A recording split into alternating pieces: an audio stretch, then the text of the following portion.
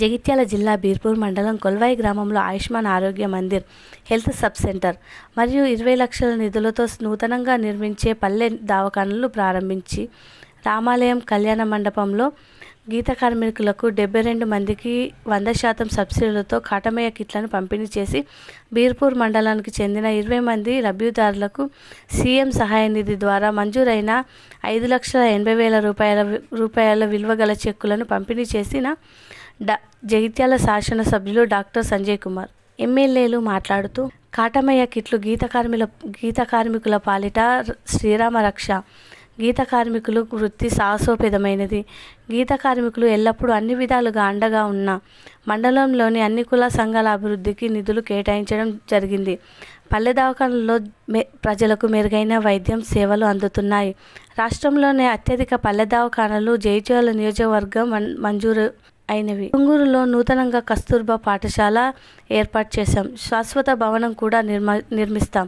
ప్రభుత్వంతో కలిసి పనిచేస్తాం. జగిత్యాల నియోజకవర్గం అభివృద్ధికి కృషి చేస్తాం.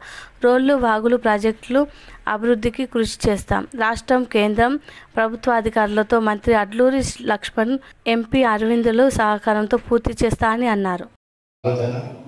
దీనికి ప్రభుత్వం నిర్ణయం చాలా సంతోషించదగ్గ విషయం.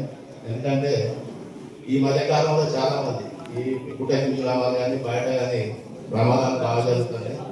దానికి అనుగుణంగానే ఈ కిట్స్ మీకు పంపిణీ చేయడం జరుగుతుంది. ఒక్కొక్క కిట్ దాదాపు సార్ చెప్తాను 15,000 రూపాయలు, దాదాపు 10 నుంచి 11 లక్షల రూపాయలు కొల్వాయి గ్రామంలో పనిచేస్తుంటే ఇక్కడ ఎక్కువ అవసరాన్ని ఆలోచనతో ఎమ్మెల్యే గారు మొదలు కొల్వాయి గ్రామానికి చేయడం జరిగింది.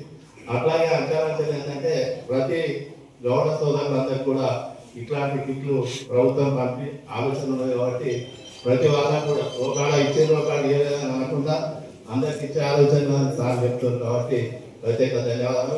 ఒక ఈ కిట్సే కాకుండా మండలానికి సంబంధించిన కానీ కాన్స్టిట్యూన్సీ కానీ మిత్రులు ఇంతకుముందు చెప్పినట్టు అభివృద్ధి కార్యక్రమాల్లో సాధారణ పనిచేసే కూడా ఎవరు లేరు. మనం చూస్తాము ఏమైనా ఈజీఎస్ రోడ్డు కానీ మనం ఇచ్చినటువంటి ఇల్లు కానీ ఇప్పుడు ఎస్సీ సబ్ప్లాన్ కానీ ఏది కానీ గ్రామ పంచాయతీలు కానీ అన్నింటిలో కూడా మన కాన్సెప్ట్ ముందున్నది కాబట్టి నాకు ప్రత్యేక ధన్యవాదాలు. ఇంకొకటి ఏంటంటే మనమందరికీ ఉంటే ఎన్నికలలో సాగు కల్పించిన ప్రభుత్వం రావాలన్న ఆలోచన ఉంటే పనులు అయిపోయి లేవని అట్లాంటి ఆలోచన లేకుండా కూడా సాగు ప్రభుత్వానికి అనుగుణంగా పనిచేస్తారు కాబట్టి మనందరికి కూడా మన గ్రామాల్లో కూడా ఏ అభివృద్ధి కార్యక్రమం ఉన్నా కూడా సార్ కంప్లీట్ చేస్తుంది కాబట్టి వారికి అనుగుణంగా మనందరం కూడా సార్ ఉంది సార్లు బలపడతానని చెప్పి కోరుతూ నిజానికి అసలు సార్ని చూసిన తర్వాత ఇప్పుడు మీ అందరికీ కూడా అనిపించవచ్చు సార్ ఇప్పుడున్న పరిస్థితిలో తను కాలు ఫ్రాక్చర్ అయ్యి ఈ పరిస్థితిలో ఇంత మారుమూల గ్రామంకు మేము వచ్చేటప్పుడు కార్లో వచ్చేటప్పుడు అసలు రోడ్డు బాగాలేక సార్ ఎట్లా వస్తారు ఫ్రాక్చర్ అయిన కాలుతోటి ఎంత కార్లో వచ్చినా కూడా ఈ రోడ్ అంతా బాగాలేదు, ఒడిదొడుకులు ఉంది. అవన్నీ తట్టుకొని అవసరమా మీరు వంచేయండి అమ్మా అని అంటే మేము వంచమ్మా అని కూడా ఒకసారి నేను మనసులో అనుకున్నాను. ఎందుకంటే సార్ ఉన్న పరిస్థితిలో అసలు మీ దగ్గర దాకా వచ్చి ఇవ్వడం అనేది మీ మీద ఎంత అభిమానం ఉన్నది అన్నది నాకు చాలా అందరికి కూడా వ్యక్తం అవుతుంది. మీరు అందరూ కూడా సార్కి కృతజ్ఞతలు తెలిపాలి. మాదేం లేదు నిజానికి అయితే చాలా రోజుల నుండి చాలాసార్లు అడిగాను, కొల్వాయికి ఎప్పుడు ఇస్తావమ్మా, కొల్వాయికి ఎప్పుడు ఇస్తున్నారు, మీరు కిట్స్ ఎప్పుడు ఇస్తున్నారు అంటే ట్రైనింగ్ కాకముందు నుండి అడుగుతున్నారు. ట్రైనింగ్ అయిన తర్వాత కిట్స్ రావడానికి కొంచెం సమయం పట్టింది.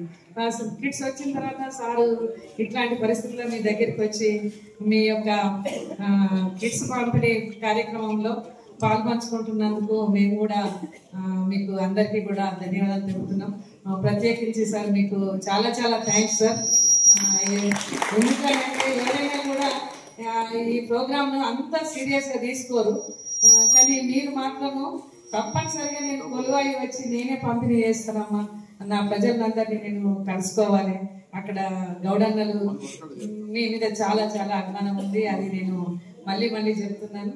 ఏమైనప్పటికీ కూడా మేము చెప్పొచ్చేది ఏంటంటే ఇప్పుడు ఇచ్చే యొక్క కిట్స్ని ట్రైనింగ్ పొందిన వాళ్ళకి మాత్రమే ఇస్తాము. 72 మంది లిస్ట్ ఉంది. ఎక్సైజ్ వాళ్ళు వాళ్ళు మేము కలిసి ఇక్కడ ట్రైనింగ్ పొందిన వాళ్ళు మాత్రమే.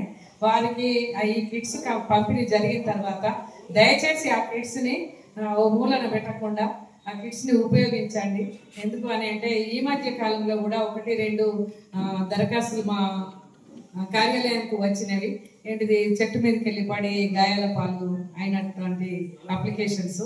మరి కిట్స్ ఉపయోగించడంలో కూడా అట్లాంటి ప్రమాదాలు జరగకుండా నివారించవచ్చు. ఎందుకంటే అది నిపుణులతోటి ప్రత్యేకించి తయారు చేయబడినటువంటి కిట్.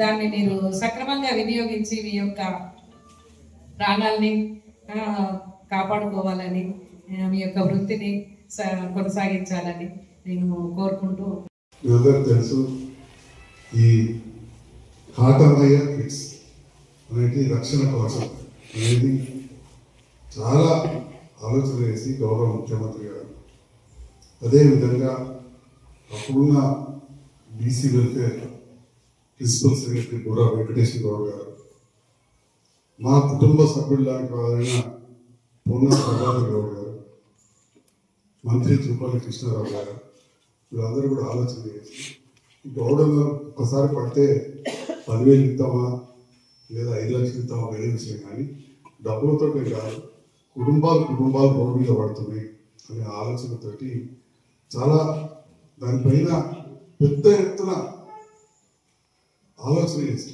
ఏదో మీద మీద తాళట్లు చేసినాయి కాదు, దానిపైన ఒక రీసెర్చ్ లేక పరిశోధన చేసి ఇప్పుడు పెద్ద పెద్ద కొండలు ఎక్కడం మీరు అప్పుడు టీవీలో కట్టుకొని ఇటారు కొండలు ఎక్కుతుంటారు, హిమాలయాలు ఎక్కుతారు, వాళ్ళందరూ కూడా ఇట్లాంటివి పెట్టుకొని చేసి ఎక్కుతారు. జాగ్రత్తగా మళ్ళీ దాని మీద ఆగుతారు. మరి ఇది మొట్టమొదటిగా ఏదైనా కానీ కామాట సంతూర్ మీద ఎవరికైనా ప్రేమ ఉంటుంది. మీరు అంతర్గామం మొదలు పెట్టాం, మా ఊళ్ళో కూడా దాదాపు 100 సార్లు ఉంటాయి. మంచిగా తిరుపతి రోడ్ శ్రీస్తేనే కలర్ చాలాసేపు చెట్టు కింద కూర్చొని చూసిన మొత్తం జారిపోయినా కరెక్ట్ దాన్ని గులాడవాడు ఉంటాడు, ఇంత వాడే ముచ్చట్టు లేదు. అది ఎంత ముంచుతో అంత టైట్ అవుతుంటుంది తప్ప వదలు కాదు, అంత మంచిగా ఉన్నది. ప్లస్ ఇలా చూసి ఏదో ప్లాస్టిక్ ఎదురు కట్టేసే తనులు లెక్క కాదు, అది ఆ క్లిప్పులు కానీ అవన్నీ కానీ వేరే దేశాలకు తెప్పించి మరి బందోబస్తు తయారు చేశారు. కాలిగుడు, ఎన్నుపూసిరుగుడు, ప్రణాళికుడు ఇదంతా కొట్టుకుపోయినాయి. మనం చూడలేదు, కులాన్ని దాఖలు ఉంటుంది పోలేదా, పేరుతో కొట్టుకుపోయింది బతుకుపెట్టాడు. అంటే మరి ఇవన్నీ కూడా ఆలోచన చేయాలి. మనం కూడా సెగ్మెంట్ పెట్టడం అందరూ హెల్మెట్ పెట్టుకోవాలండి. ఆపి హెల్మెట్ పెట్టలేదని చెప్పి మన రాజు సార్ ఎస్ఐ సార్ పైన వేయగానే ఇదేం సార్ ఇక ఎత్తున్నారు, యూత్ అంతా వ్యతిరేకమవుతారని రాజు రోజుకు హరీష్ రోజుకు గంగా రోజుకు కొడుతూనే ఉంటారు యూత్ అంతా. కానీ ఆ హెల్మెట్ లేక ఎంతమంది అంటే మన ఈ రోడ్డు మీద చంపారు. కాబట్టి అట్లనే ఇది కూడా మనం ప్రభుత్వం ఉచితంగా ఇచ్చింది కదా అని కిటికీలో పెట్టడం కాదు, ప్రతిరోజు వాడుకోవాలా, జరిగేదే కాదు, చేయి ఖరాబ్ కాదు. అయినా మంచిదే కదా, పాలబిల్లు కదుపుతుంది. లేకపోతే అయిపోతే మనం కొనుక్కుంటామా ప్రభుత్వం ఇచ్చిన తర్వాత ఆలోచిస్తాం, ముందుగానైతే వాడుకోవాలి. మరి దాంతో పాటుగా ఇంతకుముందు పెద్దలు చెప్పినట్టు రాజకీయాలకు రావడమే నిరంతరం ప్రజలు ఉండాల్సి. నేను రాజకీయాలకు వచ్చిన టీఆర్ఎస్ ప్రభుత్వం రాలే, అప్పుడు సగం అభ్యర్థులే లేకుండా అటువంటి టైంలో ఆఖరి నిజాలు నన్ను పిలిచి నిలబెట్టి నాతో పాటు అన్నయ్య కావచ్చు ఇంకా అందరూ కొత్త ఓడిపోయినా కానీ మొదటి సమస్య వచ్చిన ఊళ్ళలో మనం 90 కోట్ల లెక్కన ఉండే సొసైటీ సమస్య కేసీఆర్ ఖచ్చితంగా అప్పుడు కవిత మేడం దొరుకుని పోయి అప్పుడు 4 శాఖ నుంచి 14 పోయి ఎగ్జామ్షన్ తీసుకొచ్చింది. అంటే ఈ రకంగా మొదటి నుంచి కూడా మన మధ్యలో ఉంటూ రైతన్నలకు అవసరం పడే పైప్ లైన్లు తక్కువ పడతాయి కదా, పైప్ లైన్ నుంచి ఐటీసీ చైర్మన్ శేఖర్ రెడ్డి గారు ఇది దొరికేసి అట్లనే నక్సలపల్లి కొల్వాలి ఇంత పొట్లతో తీసి పేపర్లు వేసుకుంటారు 5,000 ఖర్చు.